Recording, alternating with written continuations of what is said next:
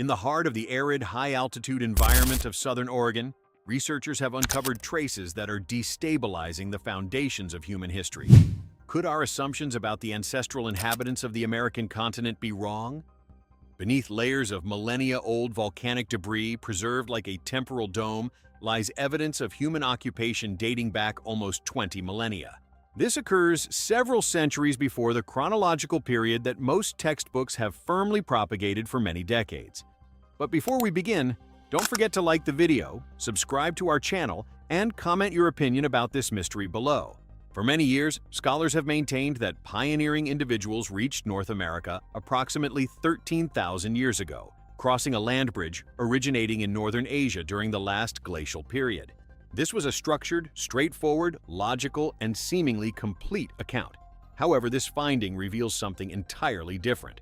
Stone tools, animal remains, and traces of human persistence have been found at a site called Rimrock Draw Rock Shelter.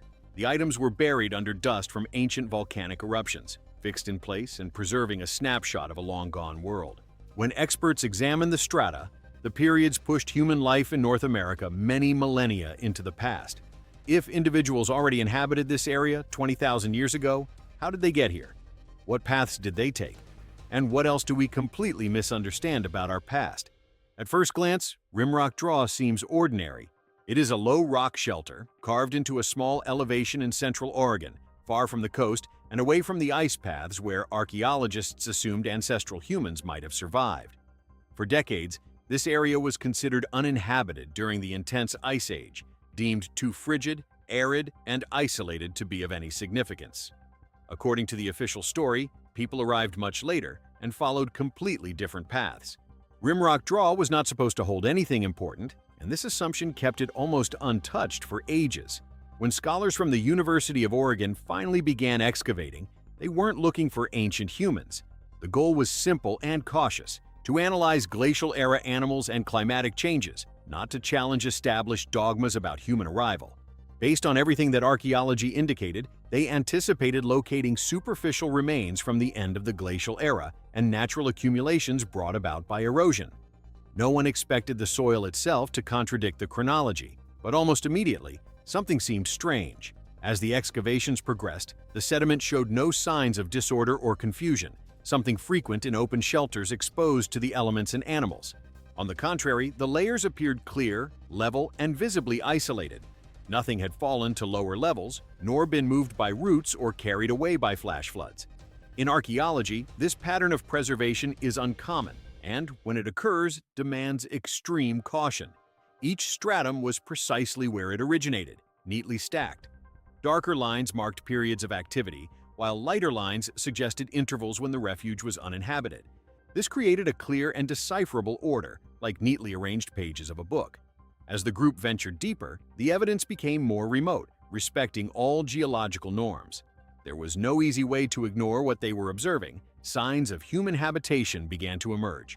Stone tools began to appear, not scattered haphazardly, but located within specific layers. They appeared consecutively at different depths, separated by extensive time lapses. This behavior signaled that individuals returned to the refuge several times. It was not a single visit, but a known, remembered, and reoccupied point. This perception was unsettling because, according to accepted norms, humans should not have been there during those lapses. The environment was deemed too hostile, with meager resources and critical seasonal conditions. Even so, the evidence showed coordinated movement, tool use, and constant habitation. The site behaved like a planned goal, not a frantic stopover. As prospecting progressed, the lower strata receded even further in time. Each inch excavated made the divergence greater, while the tools retained distinctly human traces. The layers remained pure, without any indication of future contamination. The site respected the norms of archaeology while breaking the norms of history. It became clear that Rimrock Draw did not fit the current narrative about how and when humans arrived in North America. The obstacle was not a mere bizarre item, but the entire foundation of the site. Everything obeyed the precepts of archaeology, except its placement in time. This discrepancy turned into astonishment when scholars touched a sealed layer beneath volcanic dust and located an item that could not be ignored. There was something there that completely disrupted the chronology, a camel molar that annihilated the timeline. Buried deep underground, researchers located molars and jaw fragments from camelops. Hesperornis, a colossal camel that measured almost 210 centimeters in height. This lineage disappeared from North America millennia before the time when humans were supposed to have reached Central Oregon. The remains were not randomly scattered, but gathered in a restricted area, a standard model of conscious animal handling. Closer examination further corroborated the old timeline. Clear-cut scars were noticeable on the bones, straight and recurring grooves located in joints where the pulp is usually detached. This is precisely the pattern of marks left by stone tools during the butchering of large beasts. Tooth marks or wear generate distinct damage, and these patterns were not visible there. The signs matched human movement without any logical counter-explanation. The bones lay beneath a thick layer of volcanic ash from a famous eruption of Mount St. Helens. This explosion was independently dated by geologists to have occurred more than 15,600 years ago. Volcanic ash spreads rapidly and creates a clear temporal signature. Anything lying beneath it cannot be more recent than the explosion. The ash layer at Rimrock Draw was cohesive and undisturbed, meaning that nothing from the upper layers could have fallen to the lower ones. The camel's remains were sealed under an irrefutable geological signature. This forced the evidence to be more than 15,600 years old, much earlier than the Clovis chronology allowed. Then radiocarbon dating data emerged directly from the camel's tooth covering. The data indicated approximately 18,250 years before the present day, placing human movement millennia before the arrival believed for decades. For the old chronology to hold, various autonomous mechanisms would have to be simultaneously incorrect, which is improbable.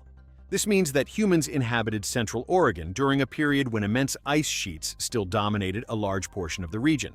According to older theories, individuals shouldn't have been hunting large beasts there, but the evidence places them there unquestionably. The camel molar provided a definitive answer after being reported, dated, and verified. The Clovis chronology can no longer remain unchallenged, and this new circumstance disrupts history. If individuals were there long enough to track and hunt gigantic animals, their tools would need to be nearby. After the camel molar disrupted the timeline, archaeologists needed to prove that humans were actively present in the area. This confirmation came through stone tools found in direct connection with the camel remains. These were meticulously crafted items, rock scrapers with sharp edges. The edges were deliberately cut to create regular cutting surfaces, a degree of consistency that only emerges when someone produces tools with a specific task in mind. What made the find even more remarkable was the material used: orange agate, a rock that does not naturally occur in the vicinity of Rimrock Draw.